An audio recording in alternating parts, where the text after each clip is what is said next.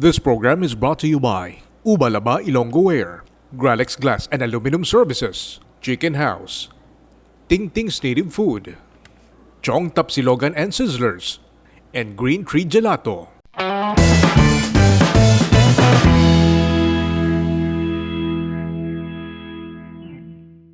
It's summer once again, and this being the Philippines, we expect temperatures to soar, or in the case of Bacolod yesterday, floodwaters to rise.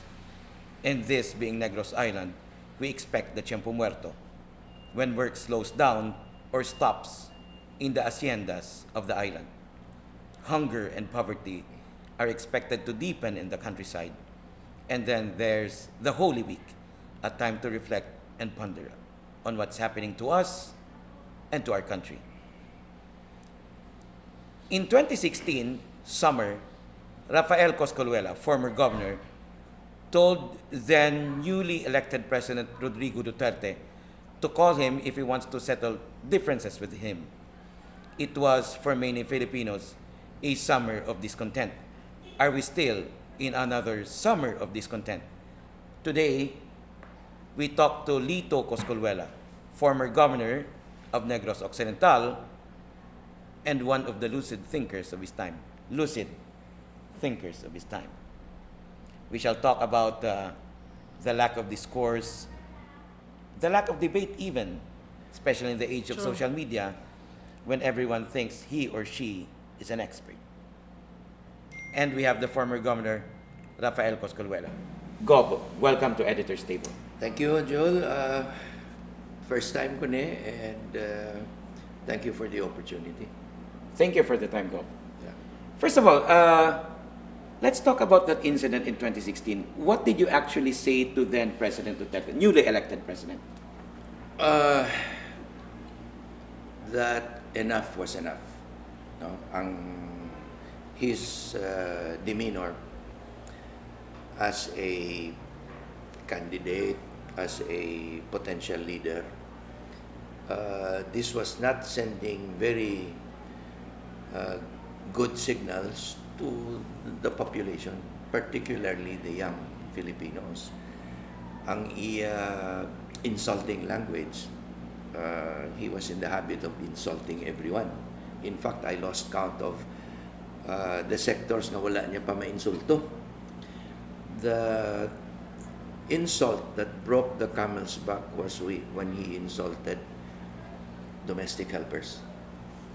Siling ko daw gusto na daw sobra na niya. I mean, you try to promote dignity for all, including domestic helpers.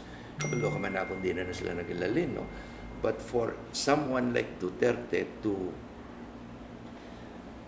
talk in a demeaning language about domestic helpers was, I felt, something that needed to be stopped.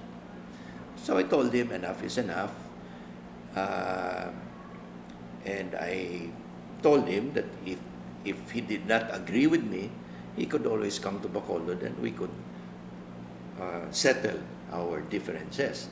Of course, people interpreted that as a challenge to a fist fight. No? I guess it might have come to that, depending on him, of course. No, but the sad thing is, he never responded. Whether he actually read it, I don't know. I had no indication that it had reached his attention or that he was concerned about the message I was sending. So I said, well, let's leave it at that, no? If you ask me if there's been any improvement, unfortunately, he's just become more abusive.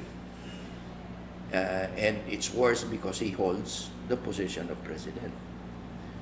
And as a leader, I think one of his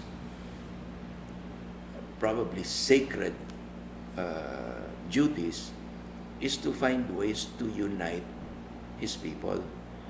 And develop the sense of pride in our being Filipino, no? In our having a nation of productive citizens. Wala na, he's breaking the nation apart. At the end of his term, whenever that may be, we will all be asking ourselves, how much damage did he do to this country? And how soon can we fix the damage? To me, it's going to take a long time, because you're talking of an international image, you're talking of attitudes, you're talking of lessons learned by young Filipinos who probably will say this kind of leadership, this kind of language, this kind of attitude is okay lang. No? So, how much time it will take us to correct the damage, I really don't know. But I think we're going to have, no, let me put it another way. The next president is going to have a major, major problem in putting things right with the nation, with the people, with the way we think about ourselves, with the way the rest of the world thinks about the Philippines. But isn't that what happens usually after every president? Let's say since Marcos. Well, the sad thing is it looks like we never learn. Diba? Marcos, and then nagsulod si Cory. To me, that was a promise unfulfilled. That was when we ought to have learned our lessons and moved forward to develop a strong nation. But I guess Cory was also the victim of oligarchy, from one set of oligarchs to another. And then we moved on to who followed Cory? Ramos. To me, FVR was, well, in my opinion, he was the best president we've had since the time of Marcos. He tried to do a lot of damage control. In fact, a lot of compromises, what he had to do to solve the power crisis. And he tried to talk to us like Pilipino kitatanan. Di ba? Ang iyang clarion call was, kaya natin to. Because he was telling us in a sense na, Stoy, don't look at me as the problem solver here. All of us, dapat. Pero kaya natin to. And that was why a lot of people wanted him to have another term, to give him more time to, strengthen the nation. Of course, very few Filipinos were in favor of an extension or another term. And then he was followed by Ramos and Erap. Well, we all know what happened. Followed by GMA. Again, we all know what happened. And then followed by Pinoy. Again, from Cory Aquino to Noynoy Aquino.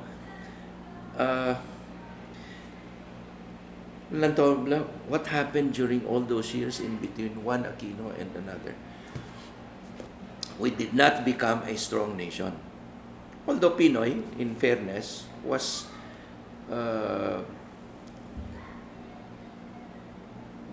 getting us somewhere. He had his own weaknesses. Corruption was not one of them, I think. But may missing element man siya. And I think the missing element that all these presidents, maybe with the exception of Ramos, was we need to have a sense of nationhood. We have to stop looking at our leaders as the Messiah. They cannot solve our problems for us. We have to be part of the solution.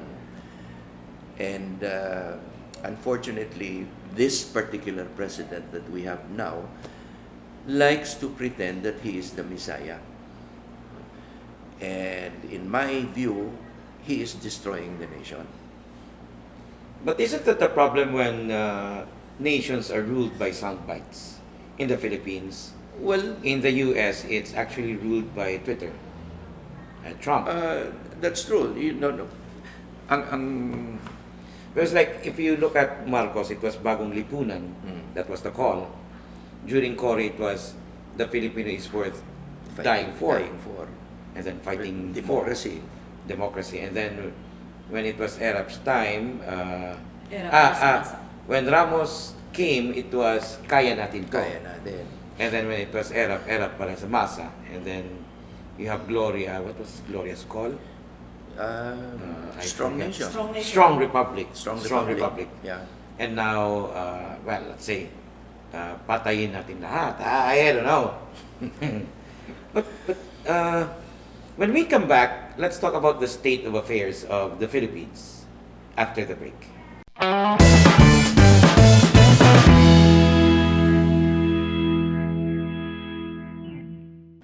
The following are fire prevention and safety tips every household should know. Beware of octopus electrical connection. In case of brownout, do not place candles near the window. Install smoke alarms on every level of your home. Talk with all family members about a fire escape plan. Always have a fire extinguisher at home. If a fire occurs in your home, get out, stay out, and call for help. This public service reminder is brought to you by DNX.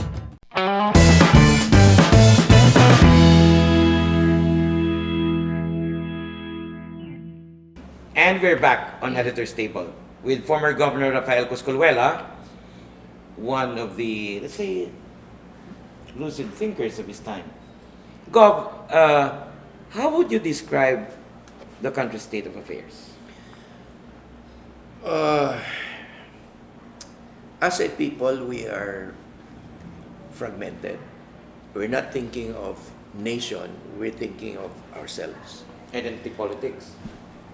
Politics is as corrupt as ever, if not more. Voters are influenced more by the money available than the benefits that a country can get from good governance. In other words, I think when you really look at it, good governance has lost meaning. Good governance, in the eyes of many people, is a politician's ability to meet my needs. So wala kita sense of nationhood. So how do you develop a strong republic? Kung sundot mo tong kay Gloria. She had the right idea, a strong republic, but it was not translated into an attitude among the people. So, very fragmented kita. We have lost our sense of nationhood, as I said. And we have become very selfish, as a people. My interest first, country much later. An example of which perhaps is Ining Baha. Everyone blames government, but no one wants to take responsibility for not throwing Correct. garbage. We've all developed this ining attitude lang. We expect a lot from our government, but we don't expect too much from ourselves. So we expect government to be responsive, to be responsible, to be effective, but we don't demand responsible citizenship from ourselves. The civic duty. Ang civic duty. There's no sense of civic duty among many Filipinos. No? So that's why every time I see individuals or groups take on a mission for the sake of country, for the sake of a community, etc., I wish we had more people like this. no? And that's why my part of my wish as well as advocacy for the last maybe several years is for Filipinos to begin to realize nga it is not our leaders who are important, it is us. We need to develop a strong society, a strong civil society in order to force a good government. But if you don't have a strong civil society, you will have strong leaders who will dictate on us. And that's exactly what's happening. So, It's interesting, I find it interesting that you did a sort of historical synopsis sa mga past administrations and you took into account yung mga faults of each one of them. Slavoj Žižek did an analysis on this and he said na the rise of right-wing populists, for example, like Duterte, Putin in Russia, and then we have Trump in the US, is mainly because people have become disillusioned because because of the failures of the grand narratives. Yeah. Socialism and capitalism. Versus capitalism, and then we have the failures of people were banking on Cory and the Aquino name to do something, to do some damage control, to undo the damages that were done during the Marcos years, and then there's this prevailing sentiment na all those human rights violations, corruption, and all of the things happening during the Marcos years were also happening, but in a different package lang during the succeeding years. So, any comment on that? Correct na, no? People are generally disillusioned with the way governments are run. No? But that's because we have become selfish. We expect someone else to solve our problems for us. And that's basically because of the way politicians project themselves. Vote for me because I will solve your problem. Vote for me because I will help you. Vote for me because I will do good. And then turns out wala mang gali. Or, ang ginatawag nga bulig is really patronage politics. So after a while, people begin to sense nga, number one, they're all the same. They promise the same things, but they deliver very little. So when you've lost your confidence in the way government is run by the same people all the time, you begin to look for alternatives. And that's what makes, I think, the rightist, what was the term you used? Right-wing populists. The right-wing populists. That's what makes them so attractive now. People are thinking, well, come to think of it, if the others have not worked out the way we expect, maybe this time, mas maayo pa, no? Again, because people look for messiahs, people who will solve their problems for them. How do you react when you begin realizing this promise represented by this right-wing populist turns out to be empty? What's your next alternative? That can be scary when you think, supposing a certain incident happens that becomes the, what's the term? The Flashpoint. There's a term. There's a book about that. The Turning point. The turning point. You're talking Gladwell. Tipping point. The tipping Tipping point. point. Supposing an incident happens, it becomes the tipping point that tells people, I made a mistake in believing in this person. Din kita makadto. What alternatives are people going to look for? Are they going to say, it's hopeless? We've tried everything, nothing's worked out. So anong pangitahon nila, no? And then anarchy comes in. And then there will be a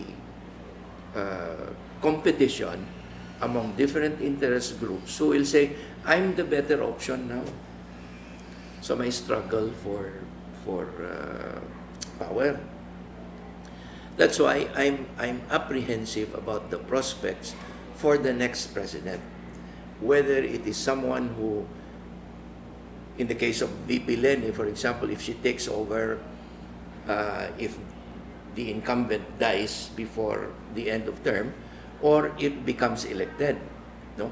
Or any other president who becomes elected in the 2022 elections. I'm scared because the expectations elevated pagit ni siya. People are saying my failure of all these past administrations, a lot of unkept promises by the incumbent administration. Then mangita na sila, ti ano pang aton makita sa nini? What if people say, what's the point? Wala. But that creates a scenario where you now have a situation that is ripe for, as you said, chaos. Yeah, it's going to be a free market of violence, and I don't know actually. So, ang kwansin na diri is, like let's talk about VP Leni, for example. No? I think we all know her values. Okay? If and when she becomes president, whether it is by succession or election, what will people be thinking about? People will look for a leader who will restore democracy. Okay? But people will also be expecting someone who will be strong enough to make things right with our institutions, military, police, all the armed forces, then your judiciary, Congress, local governments, all these institutions that have been either corrupted or weakened. What does a new president do in order to make all of this right again, to overturn all the all the damage and make things right for all these institutions? The next president will have to find ways to strengthen all of these institutions, at the same time make them loyal to the Constitution. Okay, but let's go first to the question. What is essentially wrong right now? Our institutions have weakened. Example. The judiciary. Anong perceptions ng public? It's under the undue influence of the executive. It has lost its independence. And of course, since all the way back, many people, many Filipinos still think that the judiciary is corrupt. It only works for the ones with money. It doesn't work for the ones without. Congress. Again, the perception is Congress is controlled by a political monolith under the president. No? So what the president says, Congress follows. The Senate, which is supposed to be our bastion of independent thinking, what is it now? It's become a roosting ground for Duterte sycophants. Save for, I know quite a few good senators, but, that sense of an institution that can uphold independence, good thinking, wala na. The military, the PNP, all of these institutions have weakened. They've lost their credibility.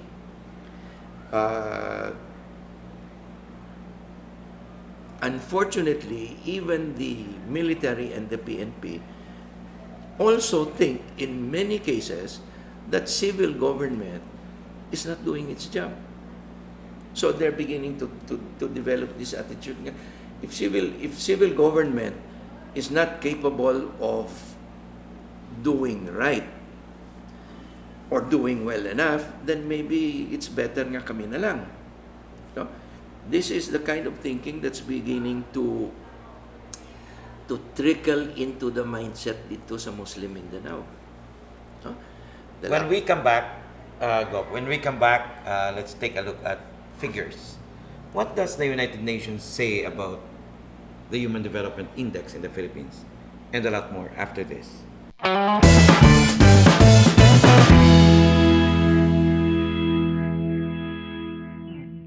To protect yourself from being infected of the 2019 novel coronavirus, follow these preventive actions to help prevent the spread of this respiratory disease. Wash your hands often with soap and water for at least 20 seconds. If soap and water are not available, use an alcohol-based hand sanitizer. Avoid close contact with people who are having flu symptoms. Stay home when you are sick. Cover your cough or sneeze with a tissue. Clean and disinfect frequently touched objects and surfaces. Visit www.dnx.news or follow its social media pages for updates.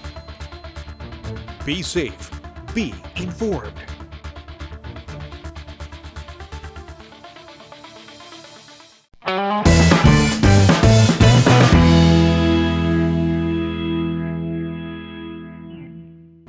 There seems to be this perception na politics in the Philippines has been too dichotomized, too polarized.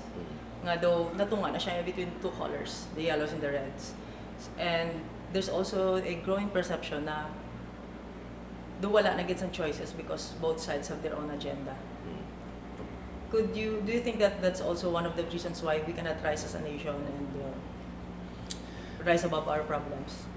Well, unfortunately, ining perception is the product of failures sang political parties.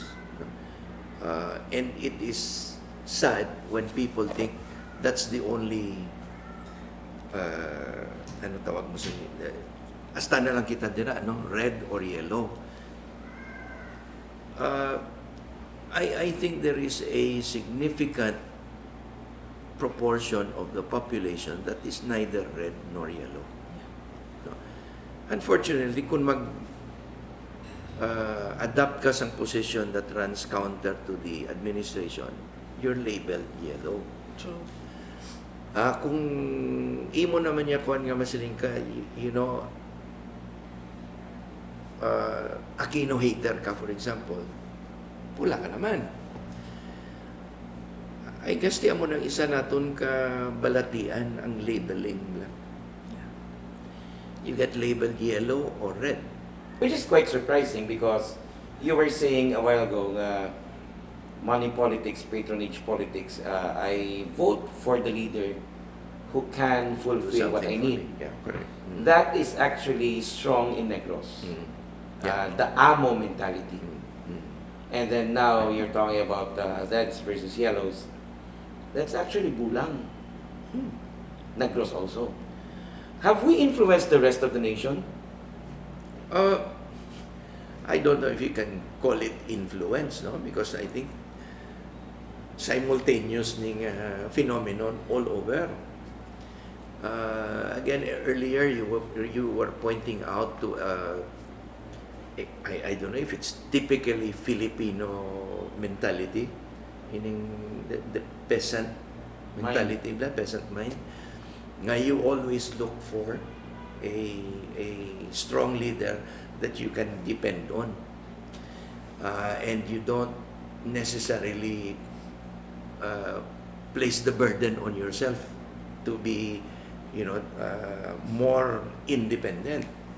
But the labeling is, I think, one aspect that contributes to the polarization of the country. So when you choose to be critical of particular administration policies or actions, you get labeled yellow and the issue does not get discussed. Diba? Sure. So people get discouraged from criticizing because matupa naman niliwat sa kay dilawan ka. No? When in fact, we should be creating a climate of healthy debate. Like this, for example. to talk about issues, no? The president is, for example, VFA, no? If you're critical of the president's position about VFA, then there should be a debate about the merits or demerits of the position. But when you say, I don't agree with the president's position, or worse, some people say, and which is unfortunate also, kagago ang presidente, it doesn't contribute to the discourse. But when you say, shouldn't the president first say, what does he think is wrong with the VFA? And what can be done to correct this wrong? Shouldn't the better option be to renegotiate or to find ways to make it better or more advantageous for the Philippines? Rather than just say, putang ina nyo, pardon the phrase, anyway, the president says that all the time, because you insulted me, wala nang VFA. Now, what kind of signal does that send to the nation? Nangutos ka, therefore, you set aside something that has been with us for since what? And you cannot deny the fact that the VFA has had certain benefits for the nation. Of course, kadamo sang nagsiling dapat wala, no, etc. But again, where is the debate? Wala, it's not happening. What is Congress doing now? May pa sa Senado, at least nagasiling, there are some people, some senators who are saying, you know, it's not the president's prerogative to declare or to end the PFA. Dapat ipasa yun sa Senado. Even that, you know, though wala na. So, we're kind of forgetting the issue already. So, wala na sang healthy discourse. Munang masubo. A lot of polarization.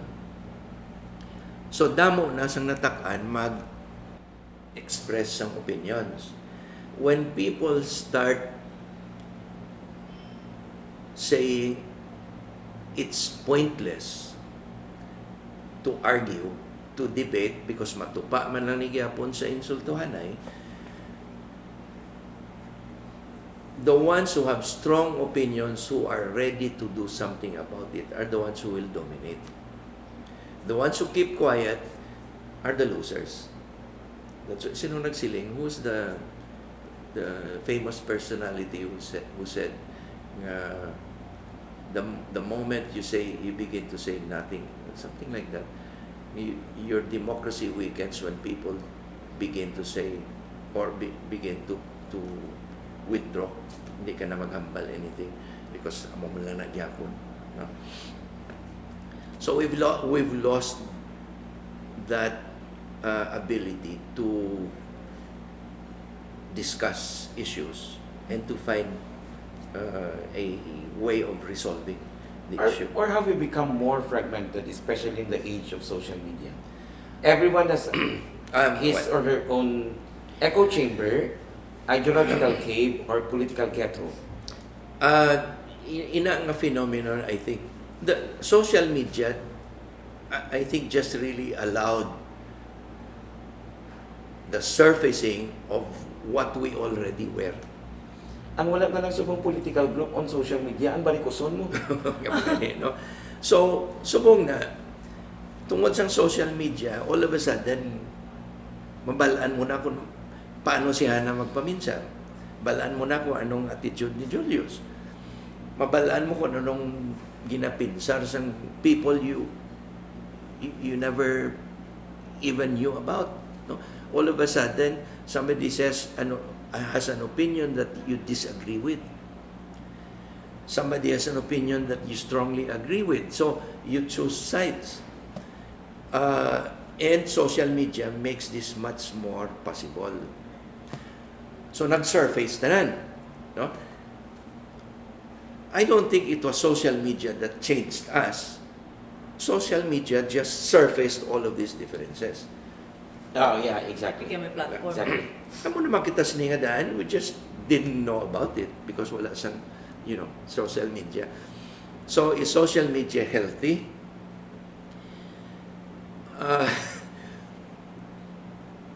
like anything, it can be dangerous when it goes to the extreme.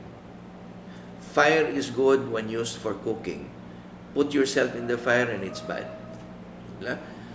Social media is good for informing, for sharing, for socializing, but when it is used for fake news, for anong tawag siya? What's the term? Meaning you don't address the issue but attack the person. Trolling. Trolling or ad hominem. No? When social media is used for ad hominem attacks, then masiling ka, mas maipatanim lang social media. But who is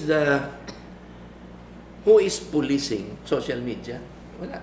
But it's supposed to be the last frontier. Yeah, correct, no? So it goes where it will naturally lead to. Not as a result of being social media, but as a result of our being ourselves. Gasurface lang ni tanan. Wala sang pulis. Oh, which reminds me, in 2012, in Singapore, we were discussing about that, and then the former executive editor of Times, Ron Jabber, said, social media has no value. It is humans who put value into it. Correct. And it's happening right now. Yeah, exactly. So, that I think that explains to some extent why I know a lot of friends who have switched off. Sometimes I'm still surprised, no? A friend tells me, wala na, why ko Facebook? I'm not in Facebook anymore. No? You say, really? Then you ask, why not? Taka na. Fake news, all a lot of people find social media no longer meaningful or valuable for them. And then you ask, well, where do you get your news? Well, from the traditional media. Wala na sang access to opinions. Come to think of it, social media has allowed all of us to become opinionated. And maybe that's part of the problem. No? It's become so easy to become opinionated. And as a survey said, Filipinos are the most confident about their opinions in spite of the fact that they are the least informed. But that is actually true democracy. The essence of true democracy is Exactly. you have the informed and the uninformed fighting it out in a forum. This is the modern agora. Oh. Yeah. The modern agora, the modern forum. But is it good? Is it good? You're listening to Rafael Coscolluela, former governor. And when we come back, let's talk about HDI. Let's talk about the figures after this.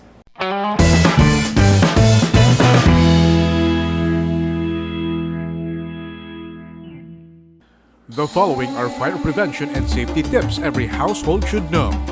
Beware of octopus electrical connection. In case of brownout, do not place candles near the window. Install smoke alarms on every level of your home. Talk with all family members about a fire escape plan. Always have a fire extinguisher at home. If a fire occurs in your home, get out, stay out, and call for help. This public service reminder is brought to you by DNX.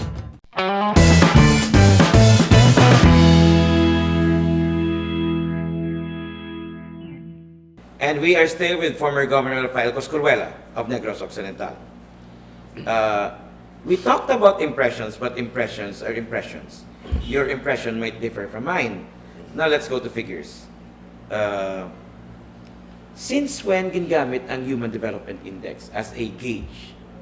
Was it in the 1990s, if I'm right? I can remember sometime in the late 90s when we began referring to HDI to tell us how things were going. So you actually, when you were still governor... Yeah, there were talks about Human Development Index, look at indicators nila. And how do you find that as a measure? And unfortunately, it gives us the big picture, no? But it doesn't bring us down to to where the problem is. No? In other words, it's useful to tell you nga, okay, this is where we came from, this is how we're doing now, no? In general terms. You have specific indicators, but now you need to ask yourself, okay, so the ining problema ni where do we need to go in order to begin effecting significant or relevant improvements in HDI where there is a real problem. So ang question naman per me at that time was, diin ang pigado, nga apigado sila, and how do we take them out of poverty? And that was of course where we had this constant struggle about, especially in Negros, about the big gap between the rich and the poor, the structural, the structural inequities, and whether it was possible, in fact, to correct these inequities.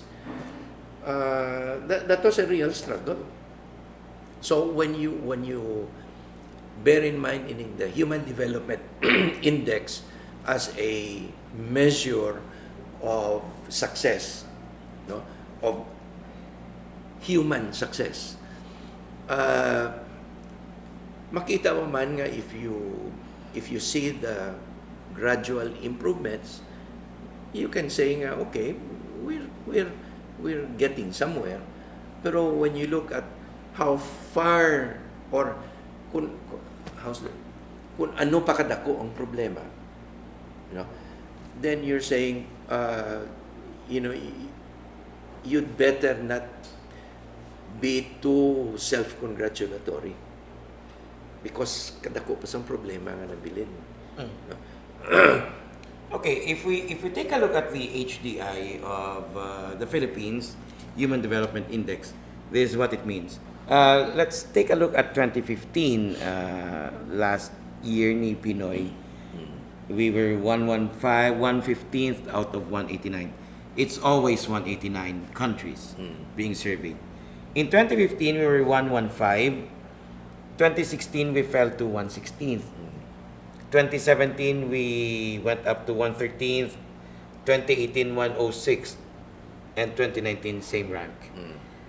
Does this mean that things are improving under the Duterte government? If we were not dropping in the ranking, you can probably say we're failing dismally. No? Every year we should be dropping. No? If you have the bare minimum of governance. Bare minimum. In other words, if you just have the bare minimum of governance, theoretically, supposed to be ma-improve gid yung HDI compared to other countries that have a bigger problem in terms of governance. But to be at that level, from 116, now you're down to 106, 107, what it's telling you is you are among the poorly developed nations in terms of HDI. I'd much rather see ourselves, there is a number 30, number 40, because you're saying you now belong to the developed countries in terms of HDI.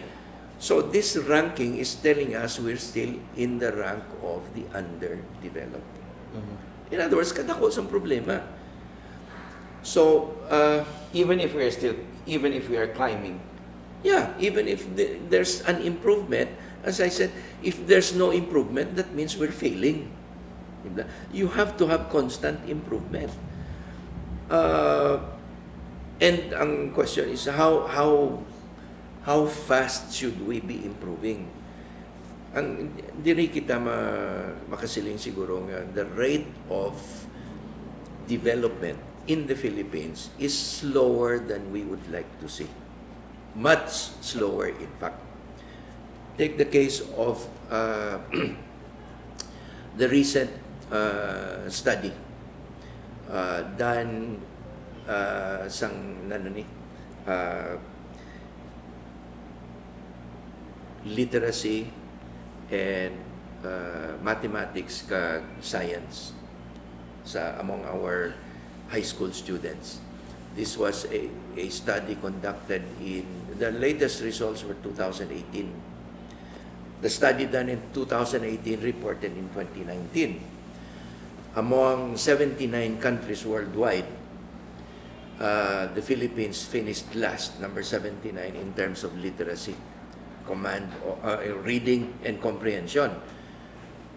Last, no, number 79 among 79 countries in terms of reading and comprehension. Number 78 in arithmetic or math, and number 78 in science. So in terms of basic education, we are way, way behind. I remember in the 80s, 70s, 80s, we prided ourselves in being the most literate country in Asia. That's no longer true, based on the results of these studies. What's wrong? Where are we falling behind? There are now educators who are saying the public education system in the Philippines is failing our children. No, you have